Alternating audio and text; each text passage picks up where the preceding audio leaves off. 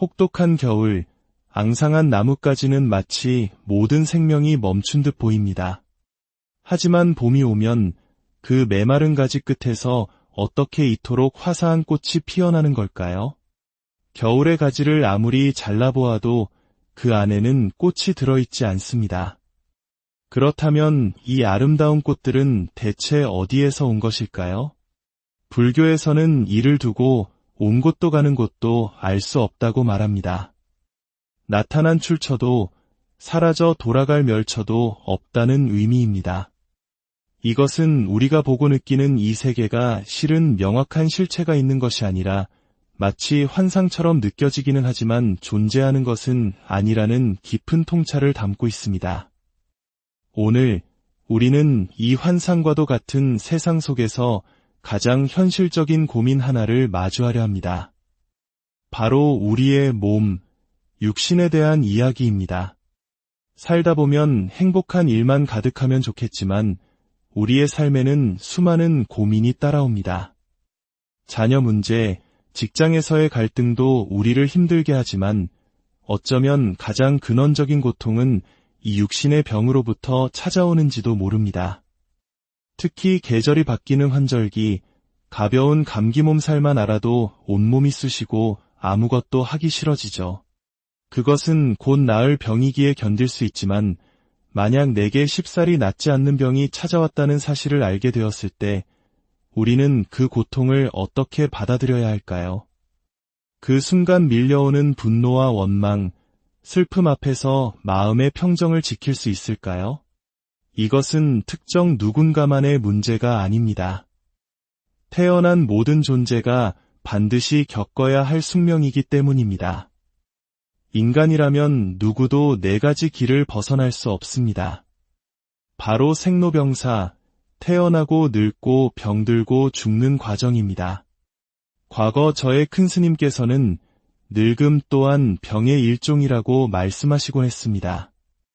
그런데 놀랍게도 최근 과학계에서 노화를 질병으로 분류하고 정복하려는 연구가 활발히 진행되고 있다는 다큐멘터리를 보았습니다. 수십 년 전 큰 스님의 통찰이 현대 과학으로 증명되고 있는 셈입니다. 생겨난 것은 반드시 사라지기 마련이며 그 과정이 바로 늙고 병드는 것입니다.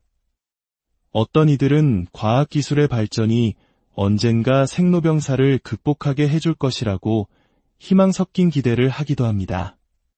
실제로 이론상으로는 영원히 살 수 있는 생물이 있다고 합니다. 바로 바닷가재, 랍스터입니다. 랍스터는 계속해서 탈피를 거듭하며 잡아먹히지만 않는다면 영원히 살 수 있다는 것입니다. 하지만 우리 중 누가 진정 바닷가재가 되기를 원할까요? 생겨난 것은 반드시 사라지는 것이 자연의 순리입니다. 만약 과학이 발전하여 인간이 늙지도 병들지도 않고 영원히 살게 된다면 과연 세상은 행복해질까요? 상상해 보십시오. 끝없이 늘어나는 인구, 그들이 쏟아내는 쓰레기, 한정된 자원을 둘러싼 갈등과 전쟁. 어쩌면 영원한 삶은 축복이 아니라 끔찍한 재앙일지도 모릅니다. 세상의 자연스러운 흐름과 순환을 거스르려는 의도 속에서 수많은 고통이 생겨나는 법입니다.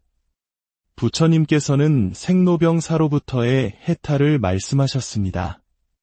그렇다면 이 육신이 늙고 병드는 법칙에서 벗어난다는 의미일까요? 아닙니다. 육신은 생멸의 법칙을 따르지만 보이지 않는 우리의 정신, 우리의 본질은 그 생멸을 벗어나 있음을 증명하신 것이 바로 부처님의 가르침입니다.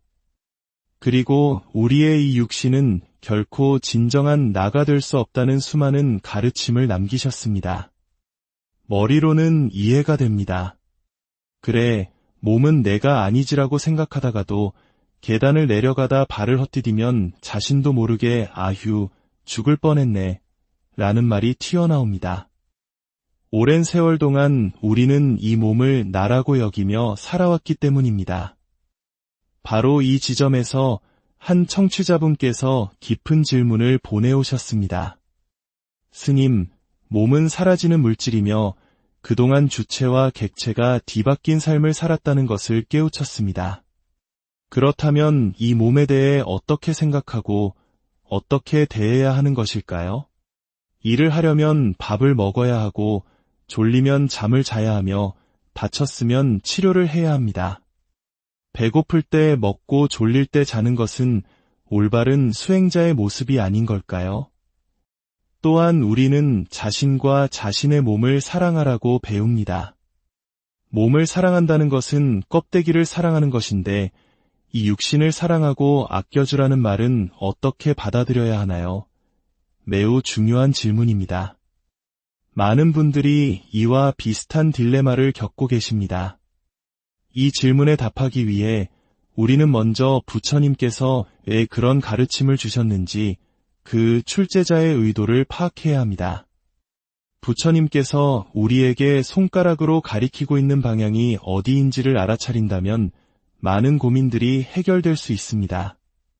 부처님의 가르침을 접하기 전 대부분의 사람들은 이 육신에 대해 한 가지 공통된 오해를 하고 있습니다. 바로 이 몸이 나라는 생각입니다. 하지만 정말 그럴까요? 이 육신은 무엇으로 만들어졌을까요? 부모님께서 만들어주셨다고요.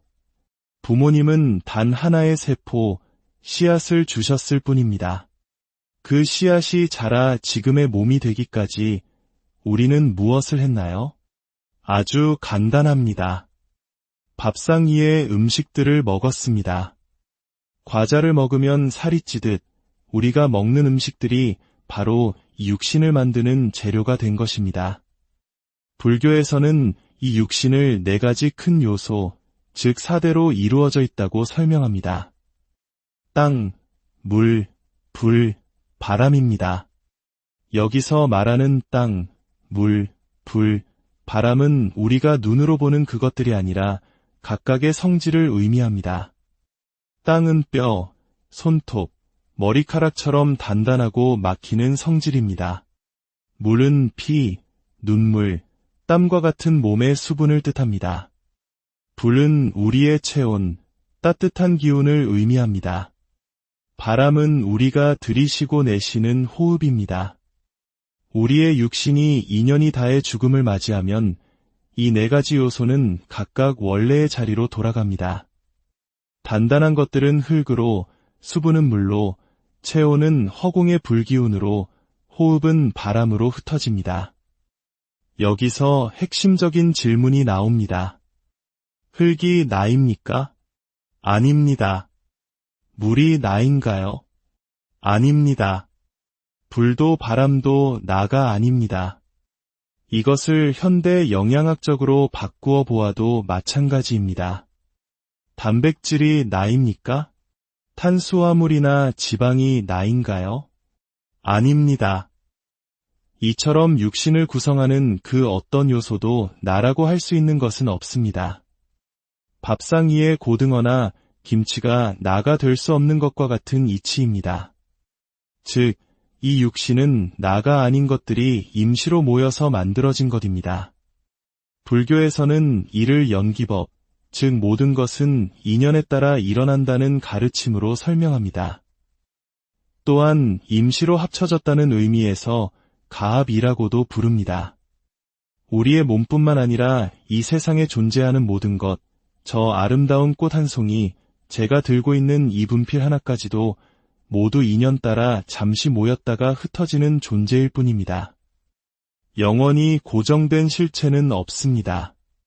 부처님께서 육신을 4대로 분류하신 이유는 바로 이 사실, 즉 육신은 나가 아닌 것들이 임시로 모인 것이므로 진정한 나가 아니라는 것을 제자들이 깨닫게 하기 위함이었습니다. 시계를 분해해보면 수많은 부품들이 나오지만 그 어느 부품 하나도 시계 그 자체는 아닌 것과 같습니다. 질문하신 분께서는 바로 이 지점까지 정확하게 이해하셨습니다. 그렇기 때문에 그렇다면 내가 아닌 이 몸을 왜 돌봐야 하는가? 라는 더 깊은 질문으로 나아가신 것입니다. 이것은 마치 항상 뛰어다니기만 하는 아이에게는 자, 여기 가만히 앉아보렴이라고 가르치고 방 안에만 틀어박혀 있는 아이에게는 나가서 신나게 뛰어놀아라 라고 말해주는 것과 같습니다. 우리는 양쪽을 모두 할 수 있는 존재이기에 한쪽에 치우쳤을 때 균형을 잡아주는 가르침이 필요한 것입니다. 오랜 세월 동안 육신을 나라고 철석같이 믿고 살아온 중생들에게 부처님께서는 육신은 내가 아니다 라고 가르치실 수밖에 없었습니다. 이것은 집착에서 벗어나게 하기 위한 방편이었습니다. 하지만 이 가르침을 듣고 일부 제자들이 그렇다면 이 몸을 함부로 해도 되겠구나라며 극단으로 치우치는 오류를 범했습니다. 부처님께서는 양극단에 치우치는 것을 가장 경계하셨습니다. 거문고 줄이 너무 팽팽해도 너무 느슨해도 아름다운 소리를 낼 수 없는 것처럼 우리의 수행 또한 중도를 지켜야 한다고 강조하셨습니다. 이와 똑같은 질문이 고대 경전인 밀린다 왕문경에도 등장합니다. 그리스의 미란다 왕이 나가세나 존자에게 묻습니다. 존자여, 스님들은 육신이 내가 아니고 허망하다고 가르치면서 왜 밥을 먹고 아프면 약을 먹고 몸을 돌보는 것입니까? 그러자 나가세나 존자가 되묻습니다. 왕이시여, 전쟁터에 나가 다쳐본 적이 있으십니까? 왕은 수없이 다쳤다고 답합니다. 상처를 입으면 어찌하십니까? 왕은 약을 바르고 붕대를 감아 치료한다고 말합니다. 나가세나 존자가 핵심을 찌르는 질문을 던집니다. 왕이시여, 그 상처가 너무나 소중해서 약을 바르고 붕대를 감는 것입니까? 왕은 대답합니다. 아닙니다. 상처가 소중해서가 아니라 빨리 낫게 하기 위함입니다. 나가세나 존자는 말합니다. 수행자의 육신도 그와 같습니다. 우리는 이 육신이 소중해서가 아니라 이 몸뚱이가 무너지면 더 이상 수행을 할 수 없기 때문에 돌보는 것입니다. 마치 전사가 다음 전투를 위해 상처를 치료하듯 우리는 깨달음이라는 목적지를 향해 나아가기 위해 이 육신이라는 수레를 잘 관리하고 닦는 것입니다. 육신은 나는 아니지만 나와 한 쌍을 이루는 소중한 도구입니다. 몸이 무너지면 마음도 함께 무너집니다. 몸이 아프면 마음도 병듭니다. 그러므로 건강할 때, 젊었을 때 부지런히 법을 배우고 수행해야 한다고 부처님께서는 말씀하셨습니다. 과거 부처님 시대에 젊은 비구들의 넘치는 욕망을 다스리기 위해 부처님께서는 이 몸은 깨끗하지 못하다, 결국 한 줌 뼈로 돌아간다, 와 같은 수행법을 가르치셨습니다. 그런데 일부 비구들이 이 가르침을 오해하여 이렇게 더러운 몸을 가지고 있을 필요가 없다며 스스로 목숨을 끊는 안타까운 일이 벌어졌습니다. 부처님께서는 이를 보고 크게 슬퍼하시며 극단에 치우친 행동을 엄격히 금하셨습니다. 저 또한 젊은 시절 열반하신 은사 스님께 이런 어리석은 질문을 드린 적이 있습니다. 스님, 스님께서 계시지 않으면 저는 한 발짝도 나아가지 못할 것 같습니다. 스님께서 이 세상을 떠나실 때 저도 함께 따라가는 것이 맞지 않겠습니까? 그러자 큰 스님께서는 콧방귀를 끼시며 웃으셨습니다. 이 사람아, 우리가 손잡고 같이 죽는다고 해서 같은 세상에 태어날 것 같은가? 견해의 수준이 같아야 같은 곳에 나는 법이다. 나는 내가 이 법을 완벽하게 깨닫기 전까지는 설령 늙어 노망이 들 때까지라도 절대로 이 육신을 버리지 않겠다고 다짐했으면 좋겠다. 너희에게 알려준 이 법을 깨닫기 전까지는 결코 이 세상을 떠날 수 없다고 생각하고 부디 너희의 육신을 소중하게 잘 돌보아 수행의 큰 도구로 삼아라. 잊을 수 없는 말씀입니다. 육신은 결코 내가 될 수 없습니다. 하지만 이 육신이 없다면, 이 육신이 병들면 우리는 공부할 수 없습니다. 오늘 질문을 주신 분께, 그리고 이야기를 듣고 계신 모든 분들께 말씀드리고 싶습니다. 우리의 몸은 내가 섬겨야 할 주인이 아닙니다. 하지만 그렇다고 해서 함부로 대하거나 버려야 할 하찮은 껍데기 또한 아닙니다. 이 육신은 우리가 깨달음이라는 머나먼 여행을 마칠 때까지 함께 가야 할 가장 소중한 길동무이자 유일한 배입니다.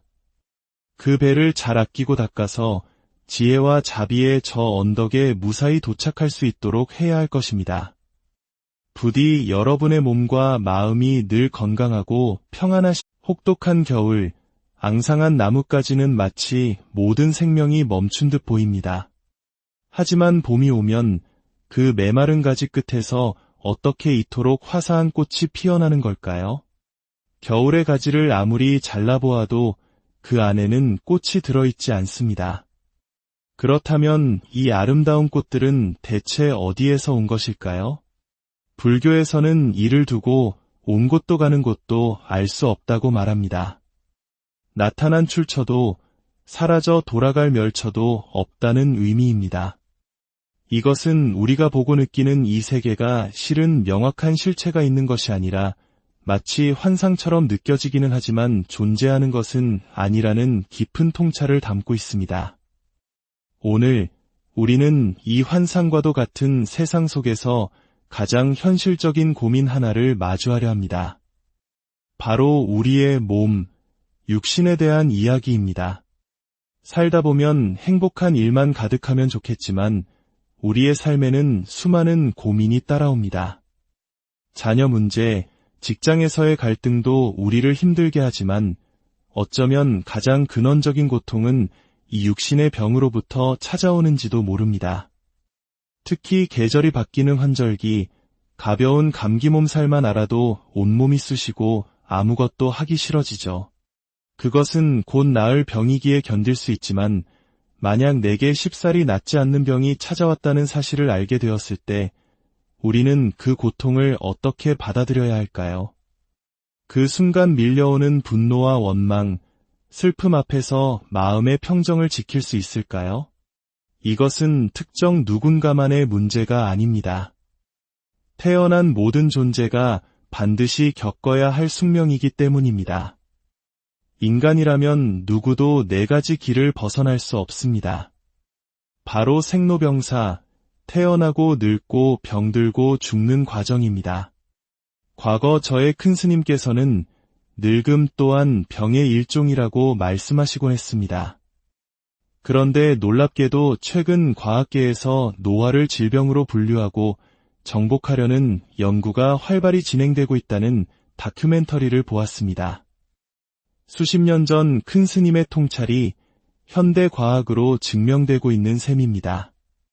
생겨난 것은 반드시 사라지기 마련이며 그 과정이 바로 늙고 병드는 것입니다. 어떤 이들은 과학기술의 발전이 언젠가 생로병사를 극복하게 해줄 것이라고 희망 섞인 기대를 하기도 합니다. 실제로 이론상으로는 영원히 살 수 있는 생물이 있다고 합니다. 바로 바닷가재, 랍스터입니다. 랍스터는 계속해서 탈피를 거듭하며 잡아먹히지만 않는다면 영원히 살 수 있다는 것입니다. 하지만 우리 중 누가 진정 바닷가재가 되기를 원할까요? 생겨난 것은 반드시 사라지는 것이 자연의 순리입니다. 만약 과학이 발전하여 인간이 늙지도 병들지도 않고 영원히 살게 된다면 과연 세상은 행복해질까요? 상상해 보십시오. 끝없이 늘어나는 인구, 그들이 쏟아내는 쓰레기, 한정된 자원을 둘러싼 갈등과 전쟁. 어쩌면 영원한 삶은 축복이 아니라 끔찍한 재앙일지도 모릅니다. 세상의 자연스러운 흐름과 순환을 거스르려는 의도 속에서 수많은 고통이 생겨나는 법입니다. 부처님께서는 생로병사로부터의 해탈을 말씀하셨습니다. 그렇다면 이 육신이 늙고 병드는 법칙에서 벗어난다는 의미일까요? 아닙니다. 육신은 생멸의 법칙을 따르지만 보이지 않는 우리의 정신, 우리의 본질은 그 생멸을 벗어나 있음을 증명하신 것이 바로 부처님의 가르침입니다. 그리고 우리의 이 육신은 결코 진정한 나가 될 수 없다는 수많은 가르침을 남기셨습니다. 머리로는 이해가 됩니다. 그래, 몸은 내가 아니지라고 생각하다가도 계단을 내려가다 발을 헛디디면 자신도 모르게 아휴, 죽을 뻔했네, 라는 말이 튀어나옵니다. 오랜 세월 동안 우리는 이 몸을 나라고 여기며 살아왔기 때문입니다. 바로 이 지점에서 한 청취자분께서 깊은 질문을 보내오셨습니다. 스님, 몸은 사라지는 물질이며 그동안 주체와 객체가 뒤바뀐 삶을 살았다는 것을 깨우쳤습니다. 그렇다면 이 몸에 대해 어떻게 생각하고 어떻게 대해야 하는 것일까요? 일을 하려면 밥을 먹어야 하고 졸리면 잠을 자야 하며 다쳤으면 치료를 해야 합니다. 배고플 때 먹고 졸릴 때 자는 것은 올바른 수행자의 모습이 아닌 걸까요? 또한 우리는 자신과 자신의 몸을 사랑하라고 배웁니다. 몸을 사랑한다는 것은 껍데기를 사랑하는 것인데 이 육신을 사랑하고 아껴주라는 말은 어떻게 받아들여야 하나요? 매우 중요한 질문입니다. 많은 분들이 이와 비슷한 딜레마를 겪고 계십니다. 이 질문에 답하기 위해 우리는 먼저 부처님께서 왜 그런 가르침을 주셨는지 그 출제자의 의도를 파악해야 합니다. 부처님께서 우리에게 손가락으로 가리키고 있는 방향이 어디인지를 알아차린다면 많은 고민들이 해결될 수 있습니다. 부처님의 가르침을 접하기 전 대부분의 사람들은 이 육신에 대해 한 가지 공통된 오해를 하고 있습니다. 바로 이 몸이 나라는 생각입니다. 하지만 정말 그럴까요? 이 육신은 무엇으로 만들어졌을까요? 부모님께서 만들어주셨다고요. 부모님은 단 하나의 세포, 씨앗을 주셨을 뿐입니다. 그 씨앗이 자라 지금의 몸이 되기까지 우리는 무엇을 했나요? 아주 간단합니다. 밥상 위에 음식들을 먹었습니다. 과자를 먹으면 살이 찌듯 우리가 먹는 음식들이 바로 이 육신을 만드는 재료가 된 것입니다. 불교에서는 이 육신을 네 가지 큰 요소, 즉 4대로 이루어져 있다고 설명합니다. 땅, 물, 불, 바람입니다. 여기서 말하는 땅, 물, 불, 바람은 우리가 눈으로 보는 그것들이 아니라 각각의 성질을 의미합니다. 땅은 뼈, 손톱, 머리카락처럼 단단하고 막히는 성질입니다. 물은 피, 눈물, 땀과 같은 몸의 수분을 뜻합니다. 불은 우리의 체온, 따뜻한 기운을 의미합니다. 바람은 우리가 들이쉬고 내쉬는 호흡입니다. 우리의 육신이 인연이 다해 죽음을 맞이하면 이 네 가지 요소는 각각 원래의 자리로 돌아갑니다. 단단한 것들은 흙으로, 수분은 물로, 체온은 허공의 불기운으로, 호흡은 바람으로 흩어집니다. 여기서 핵심적인 질문이 나옵니다. 흙이 나입니까? 아닙니다.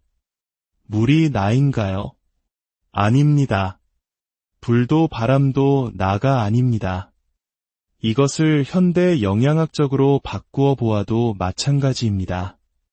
단백질이 나입니까? 탄수화물이나 지방이 나인가요? 아닙니다. 이처럼 육신을 구성하는 그 어떤 요소도 나라고 할 수 있는 것은 없습니다. 밥상 위의 고등어나 김치가 나가 될 수 없는 것과 같은 이치입니다. 즉, 이 육신은 나가 아닌 것들이 임시로 모여서 만들어진 것입니다. 불교에서는 이를 연기법, 즉 모든 것은 인연에 따라 일어난다는 가르침으로 설명합니다. 또한 임시로 합쳐졌다는 의미에서 가합이라고도 부릅니다. 우리의 몸뿐만 아니라 이 세상에 존재하는 모든 것, 저 아름다운 꽃 한 송이, 제가 들고 있는 이 분필 하나까지도 모두 인연 따라 잠시 모였다가 흩어지는 존재일 뿐입니다. 영원히 고정된 실체는 없습니다. 부처님께서 육신을 4대로 분류하신 이유는 바로 이 사실, 즉 육신은 나가 아닌 것들이 임시로 모인 것이므로 진정한 나가 아니라는 것을 제자들이 깨닫게 하기 위함이었습니다. 시계를 분해해보면 수많은 부품들이 나오지만 그 어느 부품 하나도 시계 그 자체는 아닌 것과 같습니다. 질문하신 분께서는 바로 이 지점까지 정확하게 이해하셨습니다. 그렇기 때문에 그렇다면 내가 아닌 이 몸을 왜 돌봐야 하는가? 라는 더 깊은 질문으로 나아가신 것입니다. 이것은 마치 항상 뛰어다니기만 하는 아이에게는 자, 여기 가만히 앉아보렴 이라고 가르치고 방 안에만 틀어박혀 있는 아이에게는 나가서 신나게 뛰어놀아라 라고 말해주는 것과 같습니다. 우리는 양쪽을 모두 할 수 있는 존재이기에 한쪽에 치우쳤을 때 균형을 잡아주는 가르침이 필요한 것입니다. 오랜 세월 동안 육신을 나라고 철석같이 믿고 살아온 중생들에게 부처님께서는 육신은 내가 아니다 라고 가르치실 수밖에 없었습니다. 이것은 집착에서 벗어나게 하기 위한 방편이었습니다. 하지만 이 가르침을 듣고 일부 제자들이 그렇다면 이 몸을 함부로 해도 되겠구나라며 극단으로 치우치는 오류를 범했습니다. 부처님께서는 양극단에 치우치는 것을 가장 경계하셨습니다. 검은고 줄이 너무 팽팽해도 너무 느슨해도 아름다운 소리를 낼 수 없는 것처럼 우리의 수행 또한 중도를 지켜야 한다고 강조하셨습니다. 이와 똑같은 질문이 고대 경전인 밀린다 왕문경에도 등장합니다. 그리스의 미란다 왕이 나가세나 존자에게 묻습니다. 존자여, 스님들은 육신이 내가 아니고 허망하다고 가르치면서 왜 밥을 먹고 아프면 약을 먹고 몸을 돌보는 것입니까? 그러자 나가세나 존자가 되묻습니다. 왕이시여, 전쟁터에 나가 다쳐본 적이 있으십니까? 왕은 수없이 다쳤다고 답합니다. 상처를 입으면 어찌하십니까? 왕은 약을 바르고 붕대를 감아 치료한다고 말합니다. 나가세나 존자가 핵심을 찌르는 질문을 던집니다. 왕이시여, 그 상처가 너무나 소중해서 약을 바르고 붕대를 감는 것입니까? 왕은 대답합니다. 아닙니다. 상처가 소중해서가 아니라 빨리 낫게 하기 위함입니다. 나가세나 존자는 말합니다. 수행자의 육신도 그와 같습니다. 우리는 이 육신이 소중해서가 아니라 이 몸뚱이가 무너지면 더 이상 수행을 할 수 없기 때문에 돌보는 것입니다. 마치 전사가 다음 전투를 위해 상처를 치료하듯 우리는 깨달음이라는 목적지를 향해 나아가기 위해 이 육신이라는 수레를 잘 관리하고 닦는 것입니다. 육신은 나는 아니지만 나와 한 쌍을 이루는 소중한 도구입니다. 몸이 무너지면 마음도 함께 무너집니다. 몸이 아프면 마음도 병듭니다.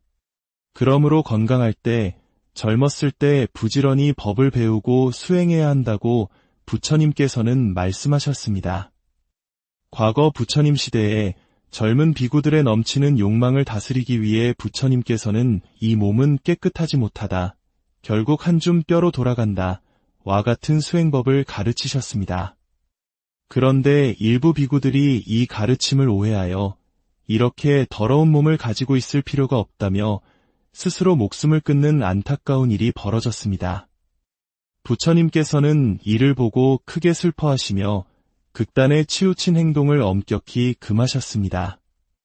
저 또한 젊은 시절 열반하신 은사 스님께 이런 어리석은 질문을 드린 적이 있습니다. 스님께서 계시지 않으면 저는 한 발짝도 나아가지 못할 것 같습니다. 스님께서 이 세상을 떠나실 때 저도 함께 따라가는 것이 맞지 않겠습니까? 그러자 큰 스님께서는 콧방귀를 끼시며 웃으셨습니다.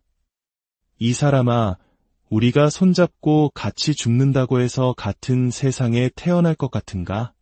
견해의 수준이 같아야 같은 곳에 나는 법이다.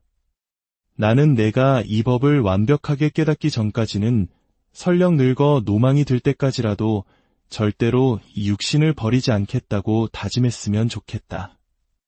너희에게 알려준 이 법을 깨닫기 전까지는 결코 이 세상을 떠날 수 없다고 생각하고 부디 너희의 육신을 소중하게 잘 돌보아 수행의 큰 도구로 삼아라. 잊을 수 없는 말씀입니다. 육신은 결코 내가 될 수 없습니다. 하지만 이 육신이 없다면 이 육신이 병들면 우리는 공부할 수 없습니다. 오늘 질문을 주신 분께 그리고 이야기를 듣고 계신 모든 분들께 말씀드리고 싶습니다. 우리의 몸은 내가 섬겨야 할 주인이 아닙니다. 하지만 그렇다고 해서 함부로 대하거나 버려야 할 하찮은 껍데기 또한 아닙니다. 이 육신은 우리가 깨달음이라는 머나먼 여행을 마칠 때까지 함께 가야 할 가장 소중한 길동무이자 유일한 배입니다. 그 배를 잘 아끼고 닦아서 지혜와 자비의 저 언덕에 무사히 도착할 수 있도록 해야 할 것입니다. 부디 여러분의 몸과 마음이 늘 건강하고 혹독한 겨울, 앙상한 나뭇가지는 마치 모든 생명이 멈춘 듯 보입니다. 하지만 봄이 오면 그 메마른 가지 끝에서 어떻게 이토록 화사한 꽃이 피어나는 걸까요? 겨울의 가지를 아무리 잘라보아도 그 안에는 꽃이 들어있지 않습니다. 그렇다면 이 아름다운 꽃들은 대체 어디에서 온 것일까요? 불교에서는 이를 두고 온 곳도 가는 곳도 알 수 없다고 말합니다. 나타난 출처도 사라져 돌아갈 멸처도 없다는 의미입니다. 이것은 우리가 보고 느끼는 이 세계가 실은 명확한 실체가 있는 것이 아니라 마치 환상처럼 느껴지기는 하지만 존재하는 것은 아니라는 깊은 통찰을 담고 있습니다. 오늘 우리는 이 환상과도 같은 세상 속에서 가장 현실적인 고민 하나를 마주하려 합니다. 바로 우리의 몸, 육신에 대한 이야기입니다. 살다 보면 행복한 일만 가득하면 좋겠지만 우리의 삶에는 수많은 고민이 따라옵니다. 자녀 문제, 직장에서의 갈등도 우리를 힘들게 하지만 어쩌면 가장 근원적인 고통은 이 육신의 병으로부터 찾아오는지도 모릅니다. 특히 계절이 바뀌는 환절기, 가벼운 감기 몸살만 알아도 온몸이 쑤시고 아무것도 하기 싫어지죠. 그것은 곧 나을 병이기에 견딜 수 있지만 만약 내게 쉽사리 낫지 않는 병이 찾아왔다는 사실을 알게 되었을 때 우리는 그 고통을 어떻게 받아들여야 할까요? 그 순간 밀려오는 분노와 원망, 슬픔 앞에서 마음의 평정을 지킬 수 있을까요? 이것은 특정 누군가만의 문제가 아닙니다. 태어난 모든 존재가 반드시 겪어야 할 숙명이기 때문입니다. 인간이라면 누구도 네 가지 길을 벗어날 수 없습니다. 바로 생로병사, 태어나고 늙고 병들고 죽는 과정입니다. 과거 저의 큰 스님께서는 늙음 또한 병의 일종이라고 말씀하시곤 했습니다. 그런데 놀랍게도 최근 과학계에서 노화를 질병으로 분류하고 정복하려는 연구가 활발히 진행되고 있다는 다큐멘터리를 보았습니다. 수십 년 전 큰 스님의 통찰이 현대 과학으로 증명되고 있는 셈입니다. 생겨난 것은 반드시 사라지기 마련이며 그 과정이 바로 늙고 병드는 것입니다. 어떤 이들은 과학기술의 발전이 언젠가 생로병사를 극복하게 해줄 것이라고 희망 섞인 기대를 하기도 합니다. 실제로 이론상으로는 영원히 살 수 있는 생물이 있다고 합니다. 바로 바닷가재, 랍스터입니다. 랍스터는 계속해서 탈피를 거듭하며 잡아먹히지만 않는다면 영원히 살 수 있다는 것입니다. 하지만 우리 중 누가 진정 바닷가재가 되기를 원할까요? 생겨난 것은 반드시 사라지는 것이 자연의 순리입니다. 만약 과학이 발전하여 인간이 늙지도 병들지도 않고 영원히 살게 된다면 과연 세상은 행복해질까요? 상상해 보십시오. 끝없이 늘어나는 인구, 그들이 쏟아내는 쓰레기, 한정된 자원을 둘러싼 갈등과 전쟁. 어쩌면 영원한 삶은 축복이 아니라 끔찍한 재앙일지도 모릅니다. 세상의 자연스러운 흐름과 순환을 거스르려는 의도 속에서 수많은 고통이 생겨나는 법입니다. 부처님께서는 생로병사로부터의 해탈을 말씀하셨습니다. 그렇다면 이 육신이 늙고 병드는 법칙에서 벗어난다는 의미일까요? 아닙니다. 육신은 생멸의 법칙을 따르지만 보이지 않는 우리의 정신, 우리의 본질은 그 생멸을 벗어나 있음을 증명하신 것이 바로 부처님의 가르침입니다. 그리고 우리의 이 육신은 결코 진정한 나가 될 수 없다는 수많은 가르침을 남기셨습니다. 머리로는 이해가 됩니다. 그래, 몸은 내가 아니지라고 생각하다가도 계단을 내려가다 발을 헛디디면 자신도 모르게 아휴, 죽을 뻔했네, 라는 말이 튀어나옵니다. 오랜 세월 동안 우리는 이 몸을 나라고 여기며 살아왔기 때문입니다. 바로 이 지점에서 한 청취자분께서 깊은 질문을 보내오셨습니다. 스님, 몸은 사라지는 물질이며 그동안 주체와 객체가 뒤바뀐 삶을 살았다는 것을 깨우쳤습니다. 그렇다면 이 몸에 대해 어떻게 생각하고 어떻게 대해야 하는 것일까요? 일을 하려면 밥을 먹어야 하고 졸리면 잠을 자야 하며 다쳤으면 치료를 해야 합니다. 배고플 때 먹고 졸릴 때 자는 것은 올바른 수행자의 모습이 아닌 걸까요? 또한 우리는 자신과 자신의 몸을 사랑하라고 배웁니다. 몸을 사랑한다는 것은 껍데기를 사랑하는 것인데 이 육신을 사랑하고 아껴주라는 말은 어떻게 받아들여야 하나요? 매우 중요한 질문입니다. 많은 분들이 이와 비슷한 딜레마를 겪고 계십니다. 이 질문에 답하기 위해 우리는 먼저 부처님께서 왜 그런 가르침을 주셨는지 그 출제자의 의도를 파악해야 합니다. 부처님께서 우리에게 손가락으로 가리키고 있는 방향이 어디인지를 알아차린다면 많은 고민들이 해결될 수 있습니다. 부처님의 가르침을 접하기 전 대부분의 사람들은 이 육신에 대해 한 가지 공통된 오해를 하고 있습니다. 바로 이 몸이 나라는 생각입니다. 하지만 정말 그럴까요? 이 육신은 무엇으로 만들어졌을까요? 부모님께서 만들어주셨다고요. 부모님은 단 하나의 세포, 씨앗을 주셨을 뿐입니다. 그 씨앗이 자라 지금의 몸이 되기까지 우리는 무엇을 했나요? 아주 간단합니다. 밥상 위에 음식들을 먹었습니다. 과자를 먹으면 살이 찌듯 우리가 먹는 음식들이 바로 이 육신을 만드는 재료가 된 것입니다. 불교에서는 이 육신을 네 가지 큰 요소, 즉 4대로 이루어져 있다고 설명합니다. 땅, 물, 불, 바람입니다.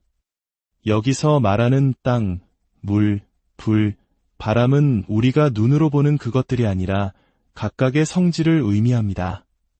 땅은 뼈, 손톱, 머리카락처럼 단단하고 막히는 성질입니다. 물은 피, 눈물, 땀과 같은 몸의 수분을 뜻합니다. 불은 우리의 체온, 따뜻한 기운을 의미합니다. 바람은 우리가 들이쉬고 내쉬는 호흡입니다. 우리의 육신이 2년이 다해 죽음을 맞이하면 이 네 가지 요소는 각각 원래의 자리로 돌아갑니다. 단단한 것들은 흙으로, 수분은 물로, 체온은 허공의 불기운으로, 호흡은 바람으로 흩어집니다. 여기서 핵심적인 질문이 나옵니다. 흙이 나입니까? 아닙니다. 물이 나인가요? 아닙니다.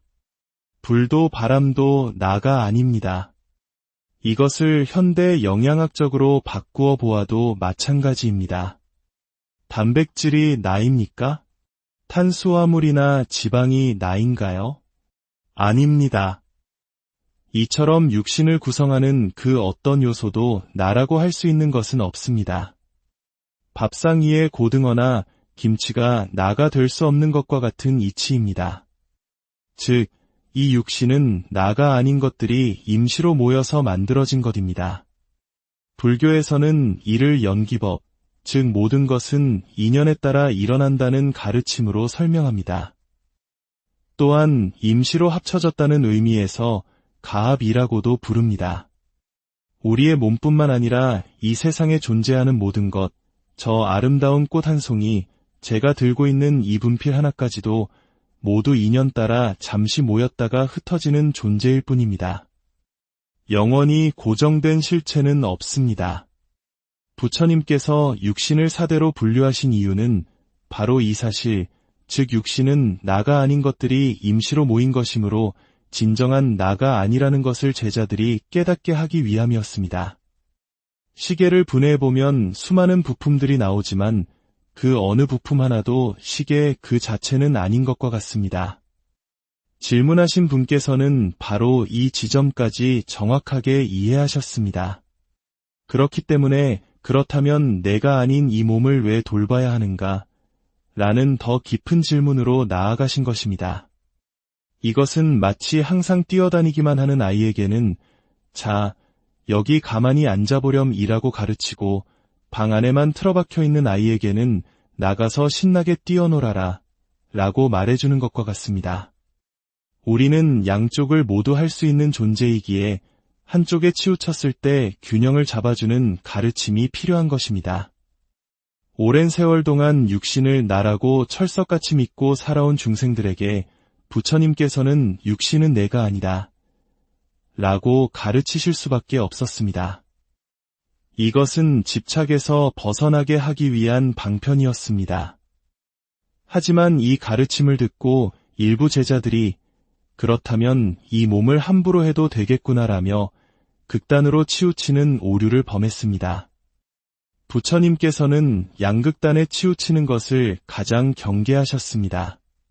검은고 줄이 너무 팽팽해도 너무 느슨해도 아름다운 소리를 낼 수 없는 것처럼 우리의 수행 또한 중도를 지켜야 한다고 강조하셨습니다.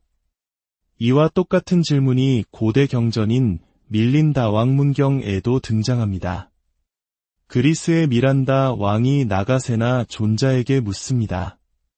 존자여, 스님들은 육신이 내가 아니고 허망하다고 가르치면서 왜 밥을 먹고 아프면 약을 먹고 몸을 돌보는 것입니까?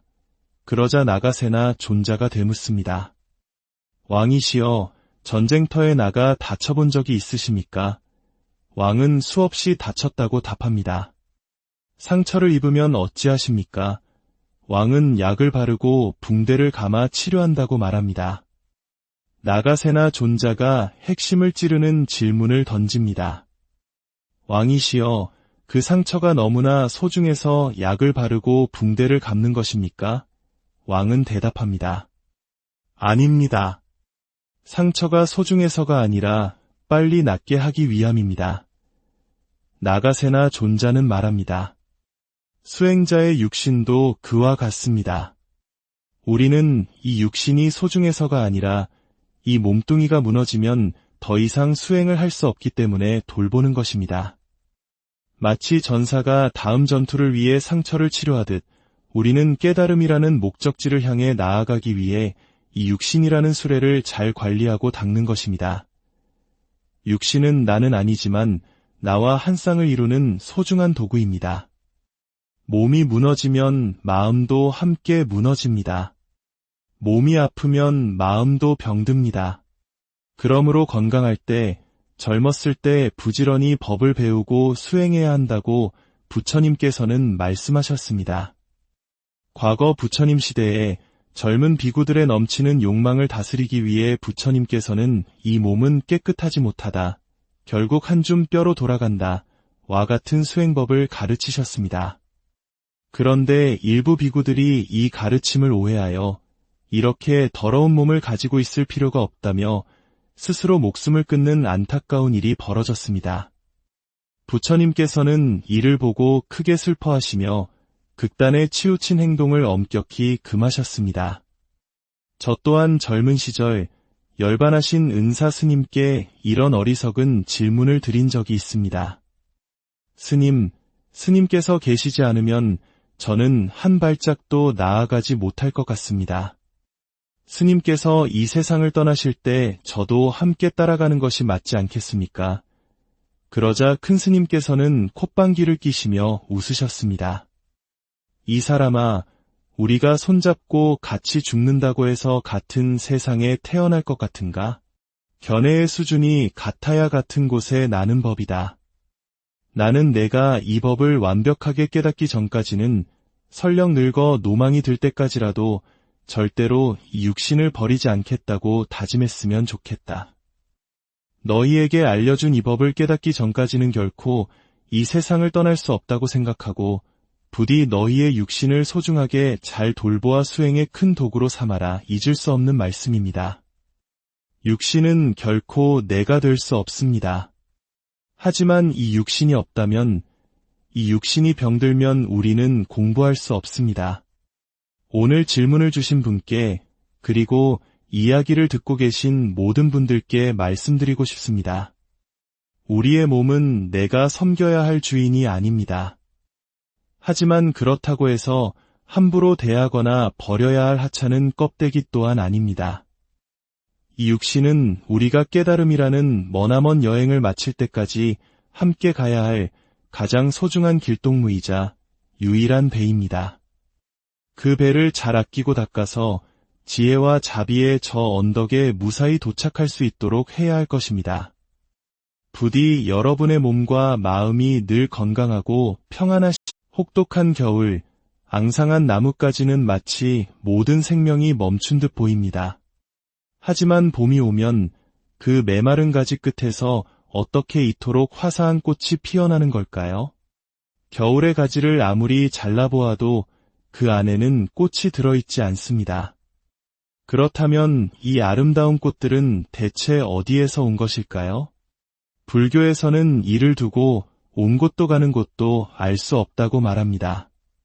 나타난 출처도 사라져 돌아갈 멸처도 없다는 의미입니다. 이것은 우리가 보고 느끼는 이 세계가 실은 명확한 실체가 있는 것이 아니라 마치 환상처럼 느껴지기는 하지만 존재하는 것은 아니라는 깊은 통찰을 담고 있습니다. 오늘 우리는 이 환상과도 같은 세상 속에서 가장 현실적인 고민 하나를 마주하려 합니다. 바로 우리의 몸, 육신에 대한 이야기입니다. 살다 보면 행복한 일만 가득하면 좋겠지만 우리의 삶에는 수많은 고민이 따라옵니다. 자녀 문제, 직장에서의 갈등도 우리를 힘들게 하지만 어쩌면 가장 근원적인 고통은 이 육신의 병으로부터 찾아오는지도 모릅니다. 특히 계절이 바뀌는 환절기, 가벼운 감기 몸살만 알아도 온몸이 쑤시고 아무것도 하기 싫어지죠. 그것은 곧 나을 병이기에 견딜 수 있지만 만약 내게 쉽사리 낫지 않는 병이 찾아왔다는 사실을 알게 되었을 때 우리는 그 고통을 어떻게 받아들여야 할까요? 그 순간 밀려오는 분노와 원망, 슬픔 앞에서 마음의 평정을 지킬 수 있을까요? 이것은 특정 누군가만의 문제가 아닙니다. 태어난 모든 존재가 반드시 겪어야 할 숙명이기 때문입니다. 인간이라면 누구도 네 가지 길을 벗어날 수 없습니다. 바로 생로병사, 태어나고 늙고 병들고 죽는 과정입니다. 과거 저의 큰 스님께서는 늙음 또한 병의 일종이라고 말씀하시곤 했습니다. 그런데 놀랍게도 최근 과학계에서 노화를 질병으로 분류하고 정복하려는 연구가 활발히 진행되고 있다는 다큐멘터리를 보았습니다. 수십 년 전 큰 스님의 통찰이 현대 과학으로 증명되고 있는 셈입니다. 생겨난 것은 반드시 사라지기 마련이며 그 과정이 바로 늙고 병드는 것입니다. 어떤 이들은 과학기술의 발전이 언젠가 생로병사를 극복하게 해줄 것이라고 희망 섞인 기대를 하기도 합니다. 실제로 이론상으로는 영원히 살 수 있는 생물이 있다고 합니다. 바로 바닷가재, 랍스터입니다. 랍스터는 계속해서 탈피를 거듭하며 잡아먹히지만 않는다면 영원히 살 수 있다는 것입니다. 하지만 우리 중 누가 진정 바닷가재가 되기를 원할까요? 생겨난 것은 반드시 사라지는 것이 자연의 순리입니다. 만약 과학이 발전하여 인간이 늙지도 병들지도 않고 영원히 살게 된다면 과연 세상은 행복해질까요? 상상해 보십시오. 끝없이 늘어나는 인구, 그들이 쏟아내는 쓰레기, 한정된 자원을 둘러싼 갈등과 전쟁. 어쩌면 영원한 삶은 축복이 아니라 끔찍한 재앙일지도 모릅니다. 세상의 자연스러운 흐름과 순환을 거스르려는 의도 속에서 수많은 고통이 생겨나는 법입니다. 부처님께서는 생로병사로부터의 해탈을 말씀하셨습니다. 그렇다면 이 육신이 늙고 병드는 법칙에서 벗어난다는 의미일까요? 아닙니다.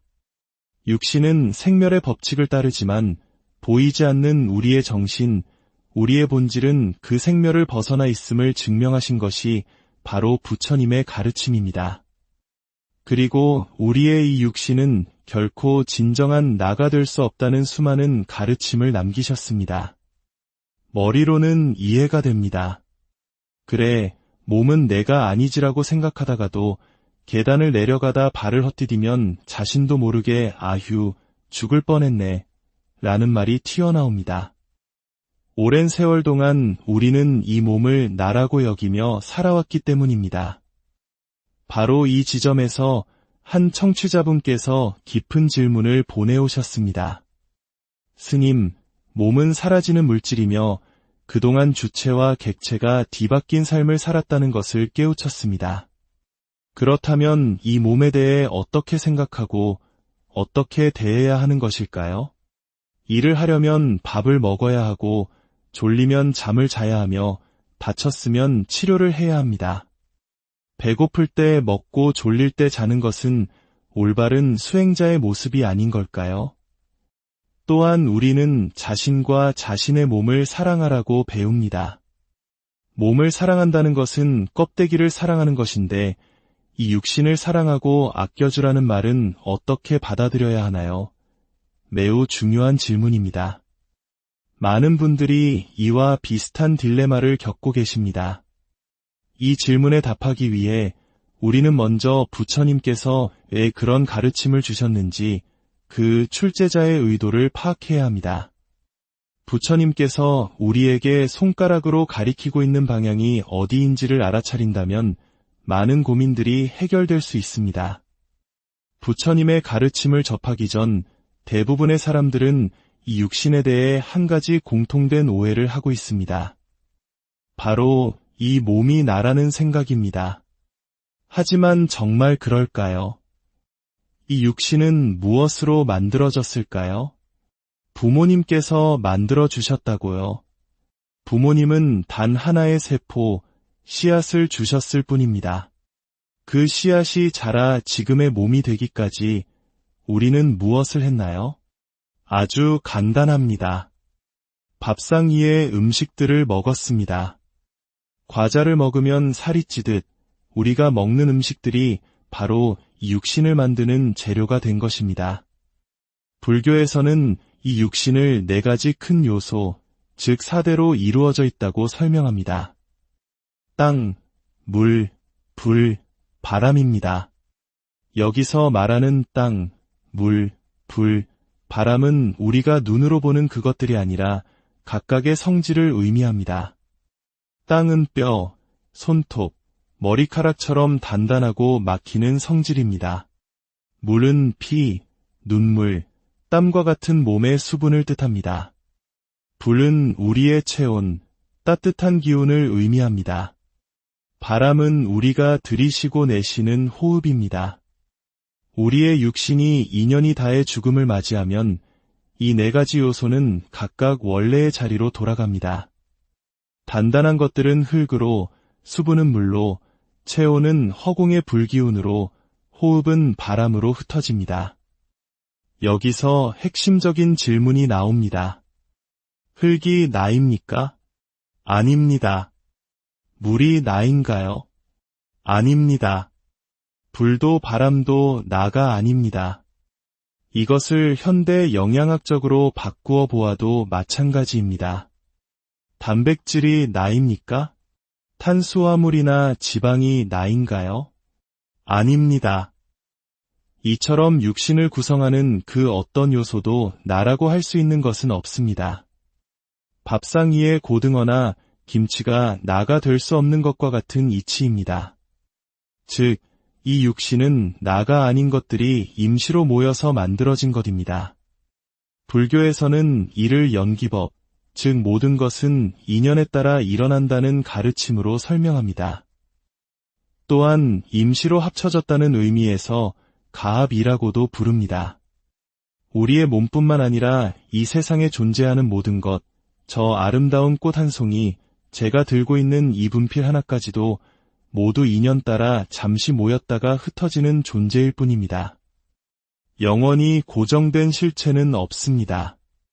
부처님께서 육신을 사대로 분류하신 이유는 바로 이 사실, 즉 육신은 나가 아닌 것들이 임시로 모인 것이므로 진정한 나가 아니라는 것을 제자들이 깨닫게 하기 위함이었습니다. 시계를 분해해보면 수많은 부품들이 나오지만 그 어느 부품 하나도 시계 그 자체는 아닌 것과 같습니다. 질문하신 분께서는 바로 이 지점까지 정확하게 이해하셨습니다. 그렇기 때문에 그렇다면 내가 아닌 이 몸을 왜 돌봐야 하는가? 라는 더 깊은 질문으로 나아가신 것입니다. 이것은 마치 항상 뛰어다니기만 하는 아이에게는 자, 여기 가만히 앉아보렴 이라고 가르치고 방 안에만 틀어박혀 있는 아이에게는 나가서 신나게 뛰어놀아라 라고 말해주는 것과 같습니다. 우리는 양쪽을 모두 할 수 있는 존재이기에 한쪽에 치우쳤을 때 균형을 잡아주는 가르침이 필요한 것입니다. 오랜 세월 동안 육신을 나라고 철석같이 믿고 살아온 중생들에게 부처님께서는 육신은 내가 아니다 라고 가르치실 수밖에 없었습니다. 이것은 집착에서 벗어나게 하기 위한 방편이었습니다. 하지만 이 가르침을 듣고 일부 제자들이 그렇다면 이 몸을 함부로 해도 되겠구나라며 극단으로 치우치는 오류를 범했습니다. 부처님께서는 양극단에 치우치는 것을 가장 경계하셨습니다. 검은고 줄이 너무 팽팽해도 너무 느슨해도 아름다운 소리를 낼 수 없는 것처럼 우리의 수행 또한 중도를 지켜야 한다고 강조하셨습니다. 이와 똑같은 질문이 고대 경전인 밀린다 왕문경에도 등장합니다. 그리스의 미란다 왕이 나가세나 존자에게 묻습니다. 존자여, 스님들은 육신이 내가 아니고 허망하다고 가르치면서 왜 밥을 먹고 아프면 약을 먹고 몸을 돌보는 것입니까? 그러자 나가세나 존자가 되묻습니다. 왕이시여, 전쟁터에 나가 다쳐본 적이 있으십니까? 왕은 수없이 다쳤다고 답합니다. 상처를 입으면 어찌하십니까? 왕은 약을 바르고 붕대를 감아 치료한다고 말합니다. 나가세나 존자가 핵심을 찌르는 질문을 던집니다. 왕이시여, 그 상처가 너무나 소중해서 약을 바르고 붕대를 감는 것입니까? 왕은 대답합니다. 아닙니다. 상처가 소중해서가 아니라 빨리 낫게 하기 위함입니다. 나가세나 존자는 말합니다. 수행자의 육신도 그와 같습니다. 우리는 이 육신이 소중해서가 아니라 이 몸뚱이가 무너지면 더 이상 수행을 할 수 없기 때문에 돌보는 것입니다.